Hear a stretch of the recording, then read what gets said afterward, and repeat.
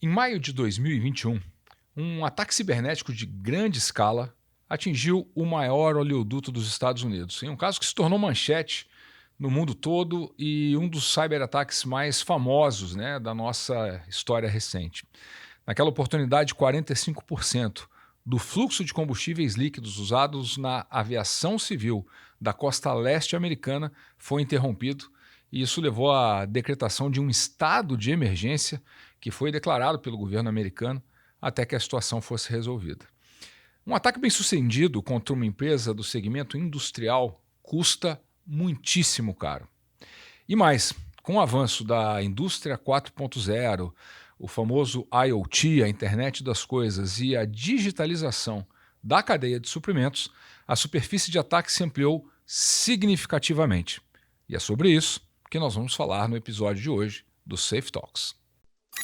Safe Talks, o podcast feito por e para quem respira segurança da informação. Olá, eu sou Alan Costa, co-CEO da ESH Tecnologia e o apresentador desse podcast. E hoje, com um momento mais do que especial, na abertura da nossa nova temporada do Safe Talks, e para nós mais especial ainda, porque agora o estúdio onde a gente grava o Safe Talks é aqui dentro da própria ESH Tecnologia, então não se assustem se vocês virem pessoas circulando por aí. Na verdade, a gente está dentro do escritório, mas a gente está muito feliz de poder receber os nossos convidados e receber a cada um e cada uma de vocês aqui dentro da nossa casa. E eu falava na abertura, né, não há dúvida de quanto a tecnologia pode impulsionar a indústria. Eu acho que isso não se discute, né? Uma pesquisa da Atlas, em parceria com a Traction, afirma que o ganho de produtividade chega à casa de 58%.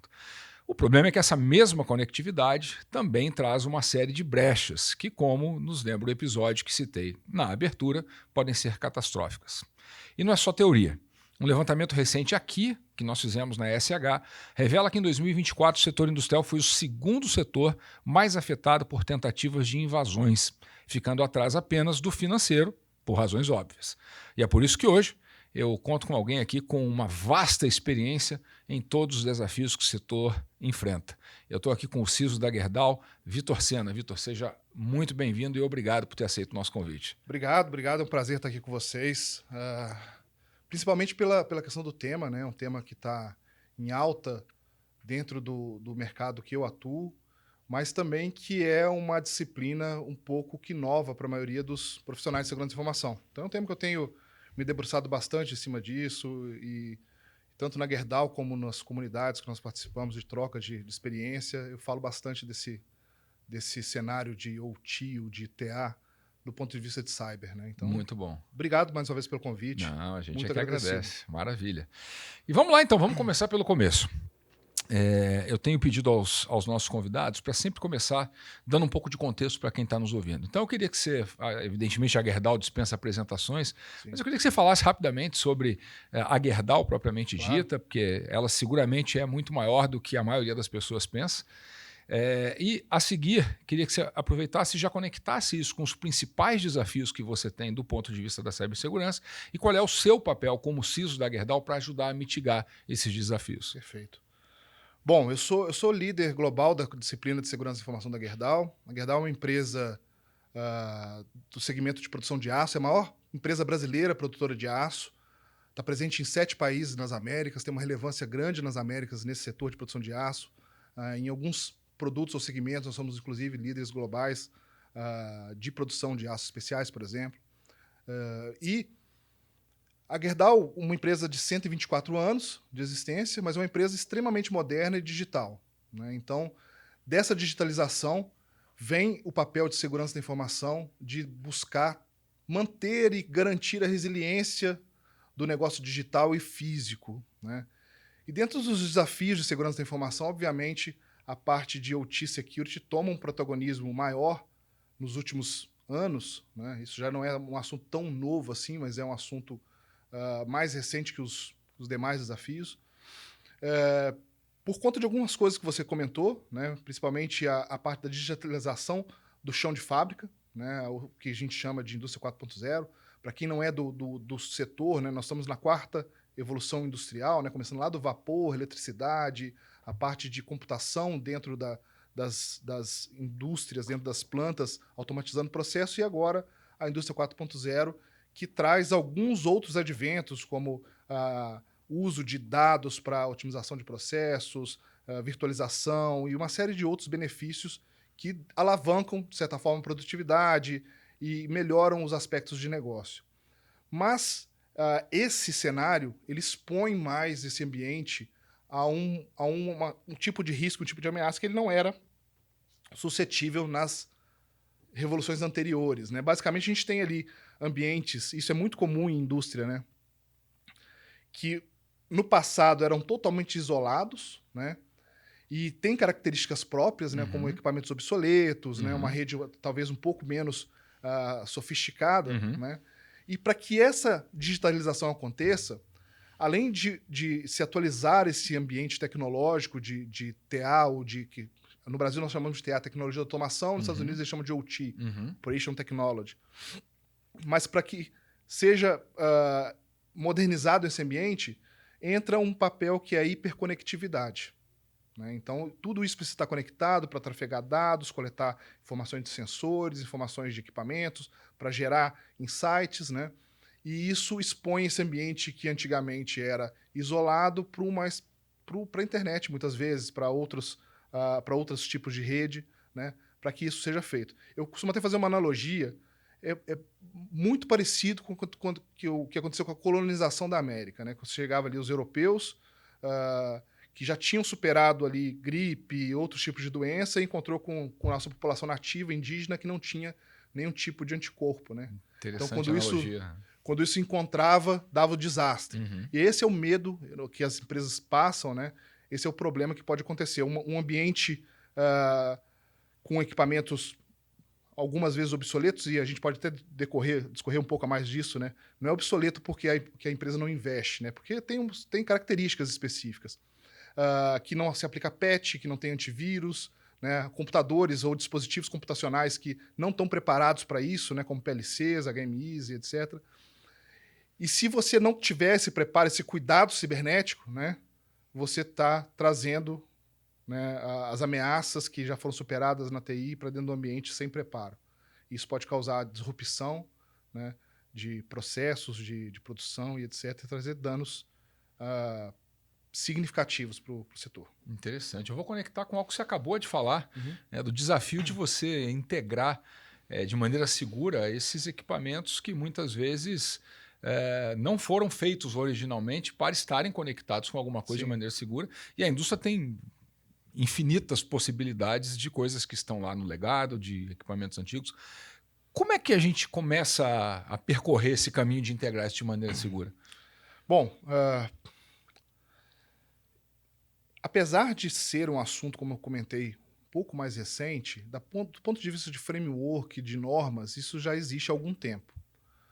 Eu vou te contar um pouquinho do que foi o meu desafio, do que foi o que eu pensei, o que a gente planejou, claro, em equipe, né, para superar esse tipo de desafio. Show.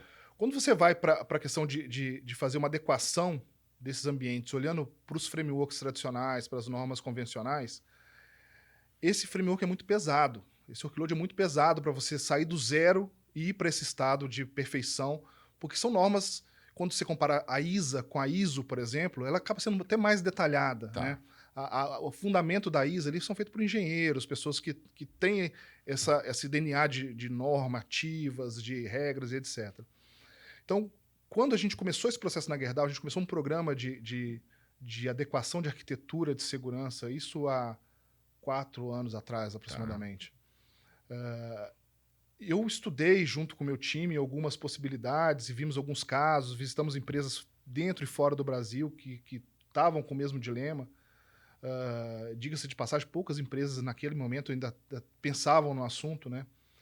Mas a gente avaliou que existem alguns pontos comuns ou vetores comuns de risco que são mais importantes nesse cenário, tá? E isso se resumia em 3 itens, né? Basicamente. Um item relacionado ao acesso remoto, né? Ou acesso externo para o ambiente industrial. Outro item relacionado à visibilidade, né? Você não tinha nenhum tipo de monitoração ou tecnologia que te dissesse ou te desse indício do que estava acontecendo ali dentro daquela rede. E o terceiro, a segregação desses ambientes, né? Feito de maneira apropriada. Porque muitas vezes as pessoas têm a falsa impressão que tem redes de TA e TI ou TI e TI segregadas e aquilo na prática não acontece.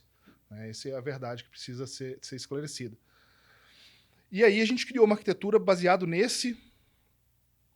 com foco em mitigar esses 3 pontos. Tá? Por quê? Era uma arquitetura mais leve, mais pragmática do ponto de vista de eliminar risco. Né? E aí a gente começou a fazer esse processo, né? E aí nas usinas que nós temos e fomos avançando e amadurecendo esse modelo com o tempo. Então, o que hoje é moda falar na internet, né? Primeiro começa, depois melhora, né? Isso a gente já está fazendo isso há bastante tempo. Há bastante tempo, né? Até por uma questão de pragmatismo de implementar um modelo que apoiasse na mitigação desses problemas e ajudasse que não tivesse impacto na digitalização, na transformação digital da parte da indústria. Tá? E todo esse caminho ele acaba levando a uma mudança no perfil do pessoal que está lá trabalhando na indústria, porque a gente tem uma imagem ainda da Revolução Industrial, né, do pessoal de chão de fábrica, trabalhadores de origem muitas vezes mais humilde, sem muita formação e tal. E eu acho que isso mudou completamente. Né? Você provavelmente tem operadores de tecnologia no chão de fábrica. Né? Muda muito. Porque, assim, no passado, o engenheiro de automação ou o analista de automação, a preocupação dele era com o sequenciamento da produção, exclusivamente. Né? Como é que eu programo aqui a produção de acordo com o que o planejamento me pede? Hoje, ele tem outras preocupações. Né? Então, esse operador ou esse colaborador que atua ali no segmento de TA ou de OT, ele tem que ter uma bagagem mínima tecnológica. Né? Ele tem que saber fazer um backup, ele tem que entender banco de dados, ele tem que entender de redes, né? E agora também de cibersegurança. Né? Então, um dos passos, por exemplo, que a gente comentou desse programa, né, cuidou dessa etapa de educação. Ótimo. Né? A gente precisou criar uma trilha de educação para reciclar os operadores, ou reciclar, não necessariamente o operador, mas o colaborador de tecnologia de automação, para que ele agregasse esse skill set dentro do seu job profile, né? Para que ele pudesse ali ser parte do tema, né? Porque muitas das vezes, quando vocês têm aqui, e aí, usando uma linguajar um pouco mais técnico, mas a audiência, tenho certeza que é muito qualificada e entende tudo isso, né? Mas quando você tem aqui um processo, por exemplo, do seu SOC da ESH... E se não entender, bota no chat GPT que ele responde. Ele entende tudo. rapidinho. Né? Um processo do seu SOC, você cria um use case, depois um playbook para reagir a um determinado tipo de ofensa ou de incidente, né? O cara de OT hoje é parte do playbook. Perfeito.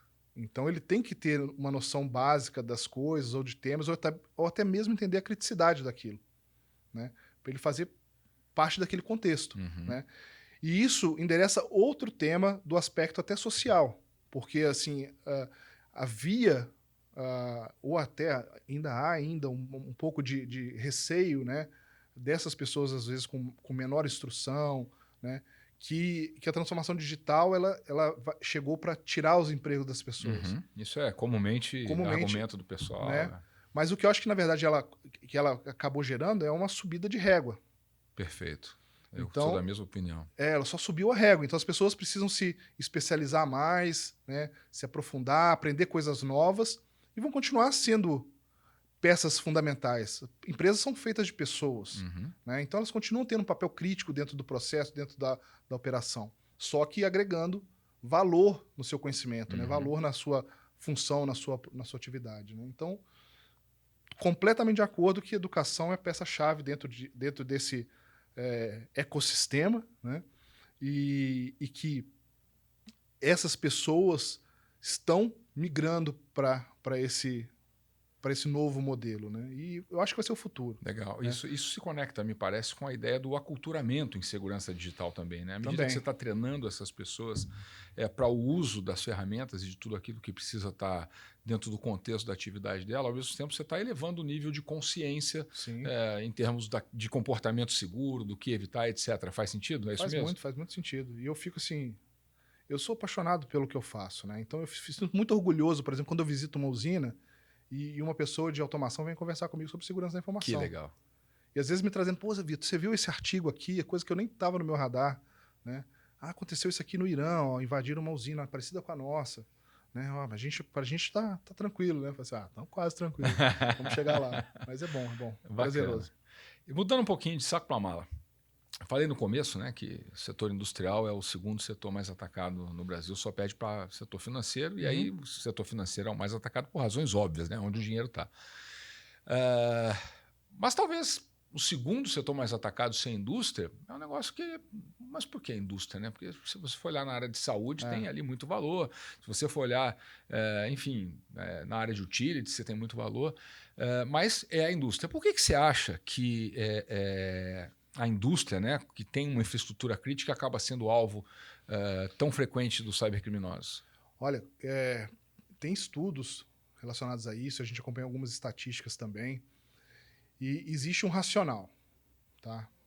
O primeiro ponto é porque esses grupos cybercriminosos começaram a entender que esse setor ele é muito atrativo, porque em alguns segmentos desse setor, como por exemplo de energia elétrica, é um setor altamente regulado, né, que tem um nível ali de serviço com os reguladores, com as agências de controle, que tem que ser cumprido à risca, em espaço curto de tempo, etc. Em alguns desses, inclusive, são considerados itens de segurança nacional ou infraestrutura crítica. E se não cumprir, a consequência ela é severa. E outro, porque quando você afeta algo numa linha de produção industrial, o impacto na empresa ele é imediato.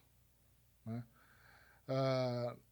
Nós temos vários exemplos no Brasil de grandes empresas como a Gerdau também, que se você parar a produção daquela empresa, vai formar uma fila de caminhão na rodovia, né, que 2 horas depois está no jornal principal de qualquer meio de comunicação. Então, existe um entendimento, né, desses grupos que esse tipo de mercado ele é pressionado a reagir rápido numa situação de crise, numa situação de incidente, e ele tem mais probabilidade de aceitar a extorsão.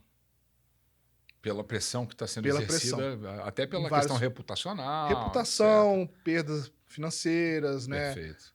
Questão da regulação, né? Imagem, etc. Então, pela questão realmente da urgência de se voltar a operar, ou de se resolver aquela situação, a indústria ela tem mais probabilidade de ser um bom pagador, vamos dizer assim, de ransomware, né? Perfeito. E alguns casos, você comentou o caso da Colonial Pipeline, por exemplo, mas teve alguns outros casos que foram pagos, né? Então isso acaba incentivando outros a fazer tentar a mesma estratégia. Exato. Tá certo. E uma outra coisa que também eu tenho muita curiosidade para entender como é que funciona, né? Especialmente na indústria, nenhuma indústria opera sozinha. Toda indústria está inserida dentro de uma cadeia de suprimentos que começa em algum lugar, termina em algum lugar e a indústria está ali no meio. E a gente sabe que o elo mais fraco da corrente é sempre aquele que vai quebrar. É por onde a invasão vai acontecer, é por onde a ameaça vai se concretizar. Né? Como é que é lidar com isso no dia a dia da Gerdau? Que deve ter um caminhão de gente integrado ali naquela cadeia que não necessariamente tem as mesmas preocupações com segurança digital. Sim.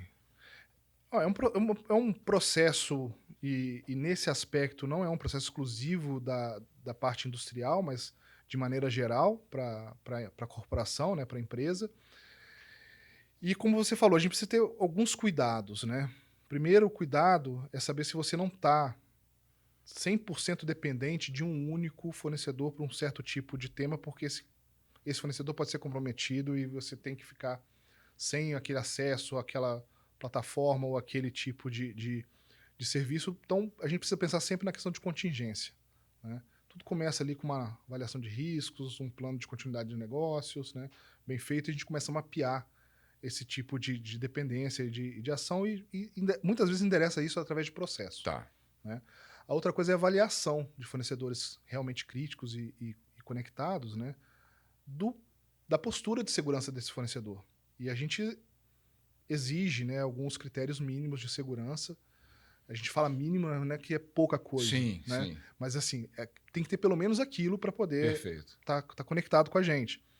E a gente acompanha isso. Né? E é interessante porque durante esse processo a gente se deparou com muitas empresas que não sabiam como fazer. Né? E aí nosso time ele começou a prestar uma consultoria, né? E essas empresas nos agradeceram depois, porque isso habilitou elas a fazer Perfeito. negócio com outras Com empresas outras também. empresas também, claro. Então, nós demos as direções, né, as instruções básicas, acompanhamos a execução, porque eles precisam evidenciar aquilo, não é uma coisa de um questionário que você só tica e envia. Né? E isso tem sido bem interessante. Uma vez ou outra, sempre acontece algum tipo a palavra conflito, mas não de uma maneira pesada, mas assim, de temas que precisam ser alinhados, né? Mas isso é outlier. Então, o processo é perene. Né? E, adicionalmente, aí mais direcionado com a questão do campo industrial, da rede industrial, né? Da rede de automação, dos sistemas de controle industrial, essa questão do acesso remoto é hipercrítica. Então, não era incomum no passado, né? Você ter empresas e redes industriais com softwares piratas de acesso remoto espalhada pela parte de produção. Né? Isso, estou falando de maneira geral, Sim, de perfeito. várias empresas. E aquilo era um vetor gigante como um backdoor na rede para ataques e incidentes. Né? Teve um outro caso nos Estados Unidos recente, do Departamento de Águas da Flórida, que o vetor de ataque foi esse. Foi um TeamViewer, um VNC, algo do tipo. Né? Então, nesse aspecto aí, é um controle tecnológico, né? E uma exigência. Para você conectar aqui, o padrão é esse. Né? Assim que faz, a gente tenta, claro, ter empatia, porque também você não pode baixar um decreto e falar assim, cara, para você entrar aqui... Isso pode acabar inviabilizando. Exato. A operação. Então, a gente procura uma plataforma que seja amigável, que seja algo que não demande para o supplier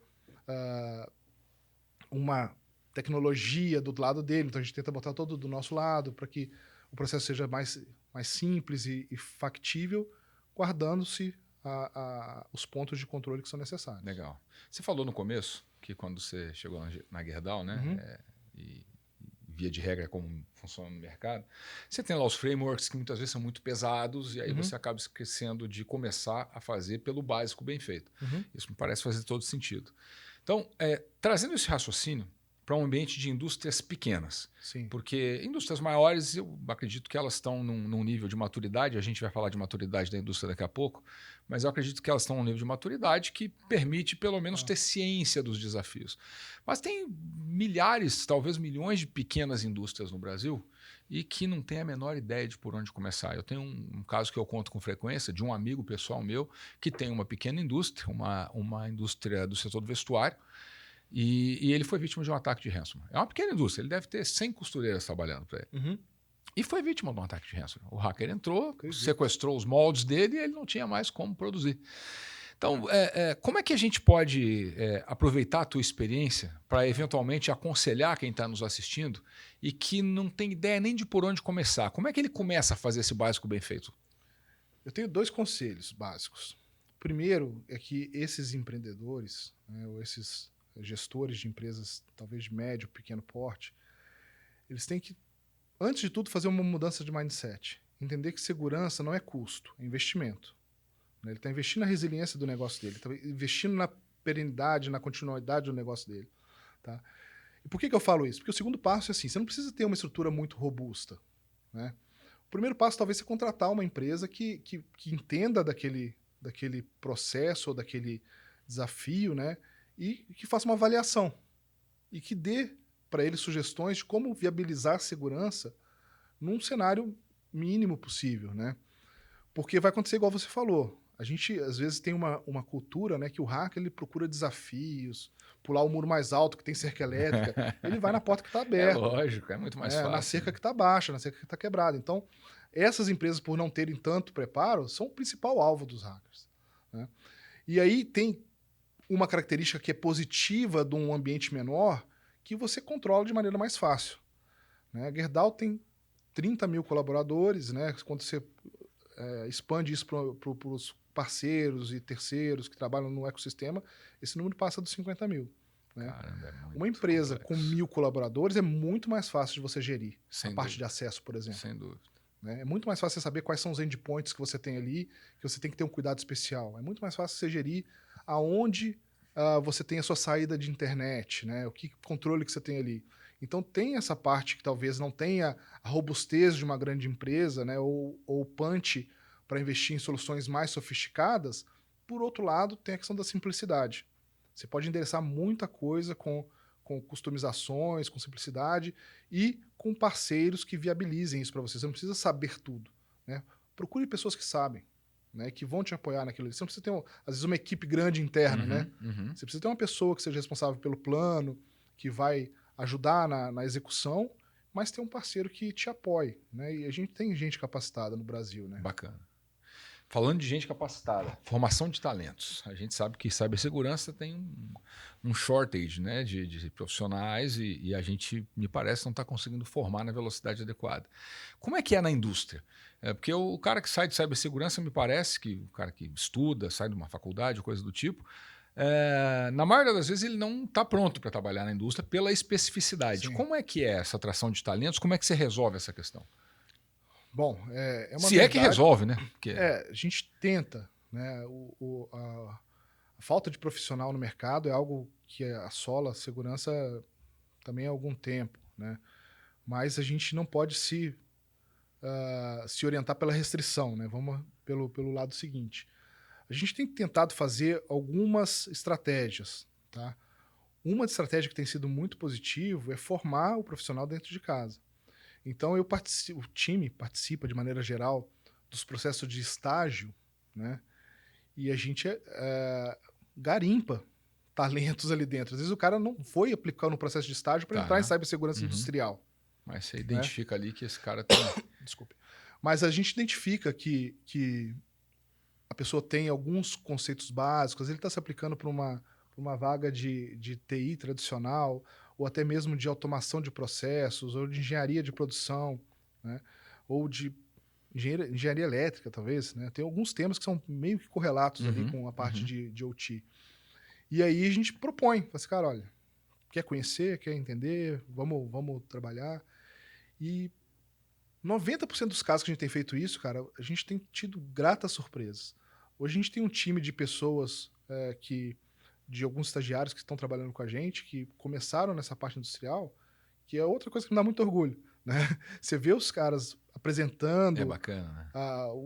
a resiliência do ambiente, falando com propriedade sobre aquilo, né? Discutindo, debatendo melhorias, trazendo propostas. Aquilo, assim, é uma coisa de louco. Né? Isso não tem dinheiro que pague uma coisa dessa. Você entender como é que você consegue, às vezes, influenciar alguém e a pessoa se identificar com aquilo, gostar e tratar aquilo como uma coisa que vai ser a vida dela, né? Porque você está pegando pessoas ali na base, né? E uma outra etapa é justamente fazendo esse reskilling, né? De pessoas que já estão, às vezes, saturadas onde elas estão, né? Então, em outras áreas e trazendo elas para o contexto. A gente tem toda sorte de pessoas quando a gente pensa assim de origem, né? Tem pessoas extremamente capacitadas que vêm desse mundo, passaram por fornecedores, né? Tem uma bagagem ampla, e tem pessoas que eram formadas em web design, né? E agora é um analista ali de OT Security. Bacana, né? bacana. E ainda falando de gente, né, e coisas correlatas, você é o CISO global da Gerdau. Sim. Então você tem vivência aqui no Brasil e tem vivência em todos os países onde a Gerdau de alguma maneira está presente. Sim. É muito diferente o Brasil do resto dos países aí na Europa, América Latina, África, Ásia, seja lá onde for? Tem particularidades. Tem particularidades, sim. Os Estados Unidos, ele, em alguns setores industriais, ele tem um critério um pouco mais robusto, mas, para ser bem sincero, o Brasil, em alguns pontos, está mais avançado. Interessante. Eu acho que ali tem uma questão... Os Estados Unidos tem uma questão interessante, porque assim, se não tiver a parte regulatória muito mais pesada, o cara fala, mas para que eu vou fazer? Entendi. Né? Então, é um trabalho de convencimento, às vezes, maior fora do Brasil. Né? O nosso programa, por exemplo, ele está já avançado, né? No Brasil, nos Estados Unidos, México, Peru, Argentina, Uruguai e Canadá. Né? Então, são os países que a Gerdau tem presença. Né? Como a Gerdau já imprime uma cultura mais global, né, a gente tem menos essa dificuldade. Tá? Mas como eu também visito alguns empresas parceiras, tudo, a gente enxerga muito disso. Quando você analisa também os incidentes que acontecem lá fora, e você vai aprofundar um pouquinho mais, a maioria dos casos os caras não tinham nada. Nada de controle, nada de... Não é que falhou, é que não falhou, tinha não mesmo. tinha. Não Caramba. Impressionante. A gente às vezes tem um complexo de vira-lata, né? A gente De tem, achar que tudo aqui é pior. exato. A gente tem esse complexo de vira-lata e às vezes a gente é referência, né? Eu tive uma visita agora de um executivo do Google, né, que foi conversar com a gente, mostrar algumas questões e tal. E a gente contou um pouquinho do projeto e foi justamente isso que ela falou, né? Vocês estão fazendo coisas que o pessoal nos Estados Unidos não estão fazendo ainda, né? Ou isso numa média geral. Né? Então não é que a gente esteja no melhor cenário de todos. Sim. Tem muita coisa para fazer, Sempre muita tem. coisa para melhorar, mas o brasileiro, ou em alguns mercados específicos, a gente é muito mais proativo às vezes.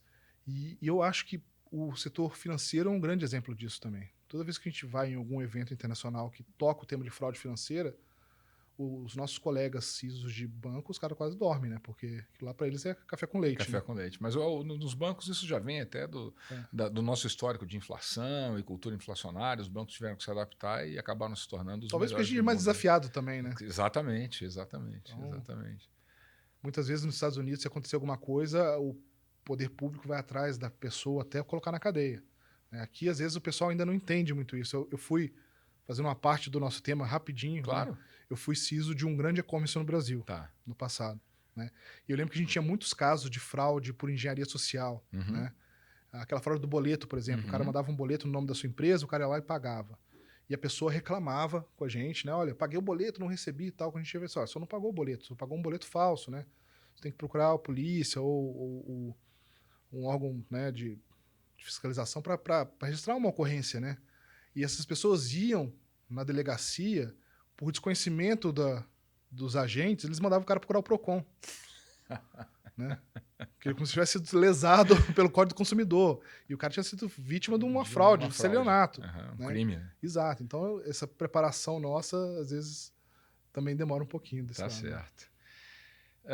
Vitor, o setor industrial, assim como o setor empresarial no geral, né, está muito sujeito aos hypes, né, às modas e tal. E nós até tocamos nesse ponto já lá no início, a tal da indústria 4.0 e do IoT. Todo mundo acha que tudo agora tem que estar conectado e na indústria isso às vezes acaba sendo a realidade. Né? Tua visão, as indústrias no Brasil, de modo geral, já estão num nível de maturidade que permite discutir indústria 4.0 e IoT de uma maneira efetiva, profissional, consciente? Eu acho que sim, tá? E por um ponto que você comentou no início do nosso papo, né? Porque isso vira dinheiro no fim do dia. Né? Então, todo o dinheiro investido ali em digitalização, ele tem um payback muito expressivo e muito rápido. Então, as indústrias, pelo menos as maiores indústrias, as mais antenadas, já estão num estágio de evolução que já estão discutindo a indústria 5.0. Né? Ou uma evolução do que é o 4.0. E o que vem na indústria 5.0? Cara, tem muita coisa, né? Eu acho que muita coisa relacionada agora à inteligência artificial, né?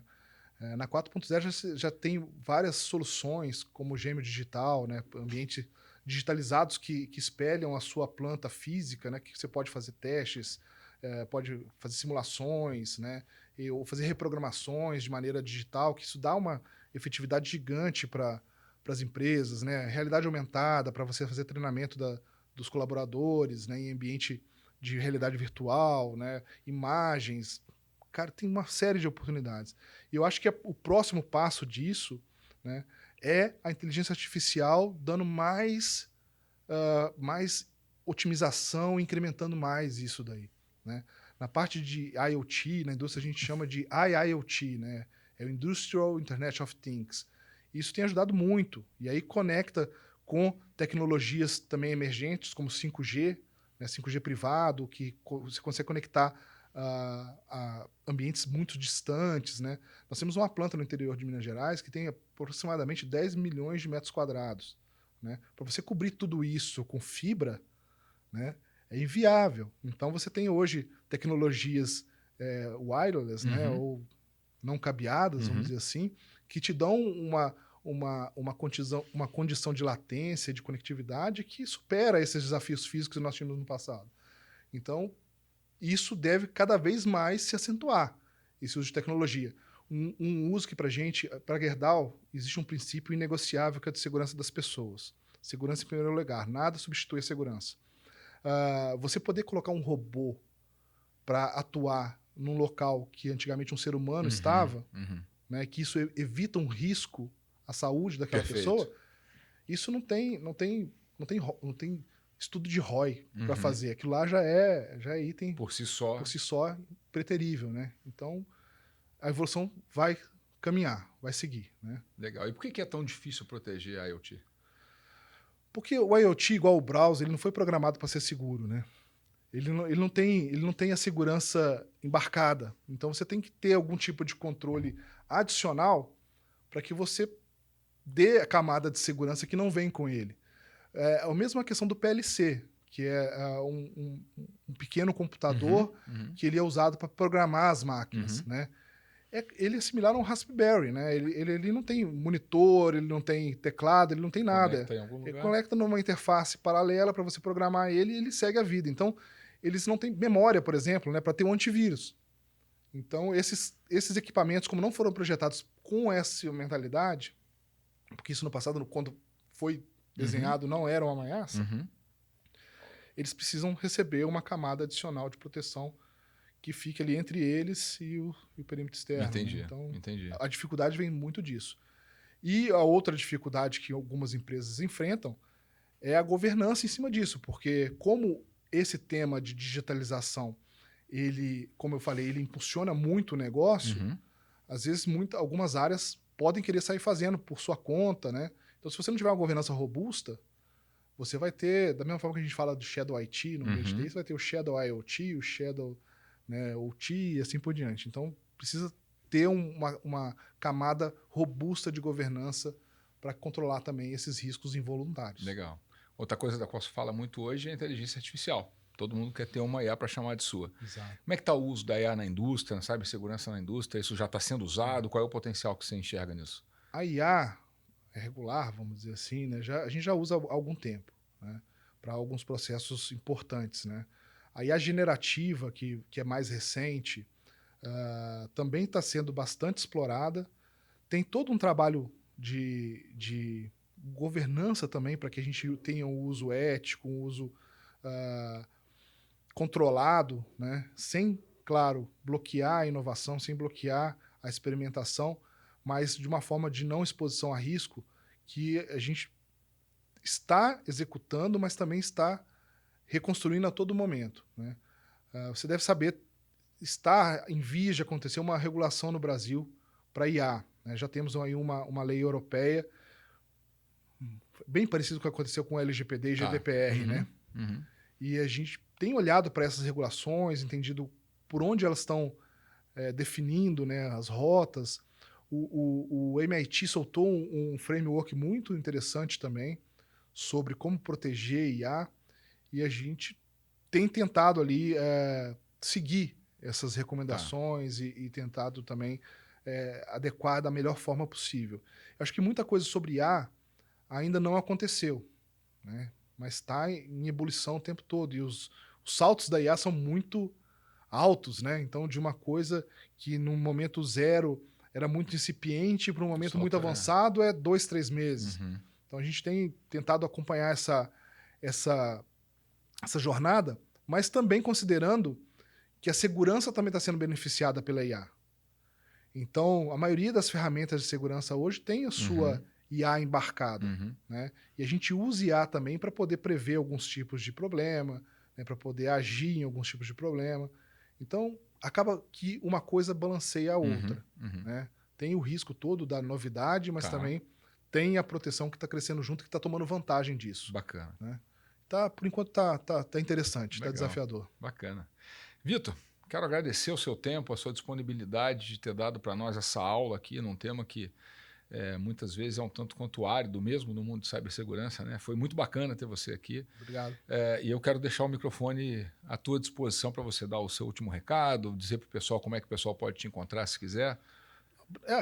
Alan, eu que agradeço, né? Eu tenho muito prazer em falar sobre o assunto. Como eu falei, eu sou apaixonado por esse assunto. Eu vivo de segurança da informação quase que minha vida toda, né? E sempre que eu tenho esses convites, ainda mais numa empresa como vocês, que também estão aí nessa jornada há bastante tempo, ajudando a comunidade a superar os desafios de segurança da informação. Então, sempre que precisar, estou à disposição, né? Quem quiser tirar alguma dúvida comigo ou perguntar, sou bastante receptivo no LinkedIn, né? Vitor Sena, é normal, sem nenhum tipo de asterisco, pingo, arroba, nada. Mas é um Sena com um N só, Sena né? com N só, porque eu nasci no lado pobre da família, né? No lado do pessoal que corria de Fórmula 1 tem 2 Ns. Tem 2 Ns, tá certo. Mas, bom, agradeço e sempre que precisarem, estou à disposição. Maravilha, tá ótimo. Obrigado. Obrigado a vocês. E assim a gente encerra mais esse episódio do Safe Talks, inaugurando a nova temporada. Obrigado pelo prestígio que você nos confere ao assistir o Safe Talks. E como sempre disse na temporada anterior, e vou continuar dizendo nessa nova temporada, eu vou curtir muito saber o que você achou desse episódio. Comenta aí embaixo, diz quais foram os insights, se foi bom, se não foi bom, no que a gente pode melhorar. E lembra de mandar sugestões de temas de pauta. A gente quer sempre fazer um Safe Talks que seja tão convergente quanto possível com o seu interesse e a sua necessidade. Então, a tua opinião nos serve de subsídio para isso. Um prazer e um privilégio estar com você. Muito obrigado e até a próxima. Safe Talks, o podcast feito por e para quem respira segurança da informação.